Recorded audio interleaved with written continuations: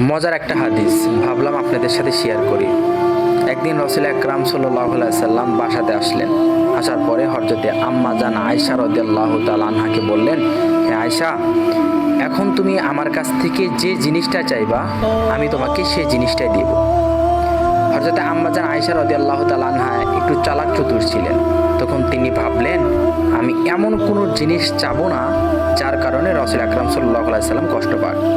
তখন তিনি বললেন যে আমি কি কারো হেল্প নিতে পারি?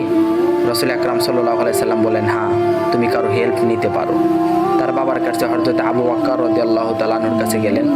যাওয়ার পরে বললেন, পিতা, রাসূল আকরাম সাল্লাল্লাহু আলাইহি সাল্লাম আজকে আমাকে বলেছেন যে এই মুহূর্তে আমি রাসূলের কাছ থেকে যে জিনিসটা চাবো রাসূল আমাকে সেই জিনিসটাই দিবেন। হযরত আবু বকর রাদিয়াল্লাহু তাআলা আনহু বললেন যে তুমি রাসূলের কাছে একটা কথা বলবা যে উনি মিরাজে যাওয়ার পরে, মিরাজ থেকে আসার পরে এমন কি গোপন কথা যে আল্লাহ তাআলা তাকে বলেছেন আজ পর্যন্ত কোনো মানুষকে সে কোনো মানুষের সাথে শেয়ার করে নাই। হযরত আম্মা জান আয়েশা রাদিয়াল্লাহু তাআলা আনহা রাসূল আকরাম সাল্লাল্লাহু আলাইহি সাল্লামের কাছে আসলেন। আসার পরে বললেন, হে পয়গম্বর, আপনি মিরাজের রাত্রি, মিরাজে যাওয়ার পরে আপনি এমন কি গোপন কথা আল্লাহ তাআলার কাছ থেকে শুনেছেন যে কথা আজ পর্যন্ত কোনো মানুষের কাছে শেয়ার করেন নাই?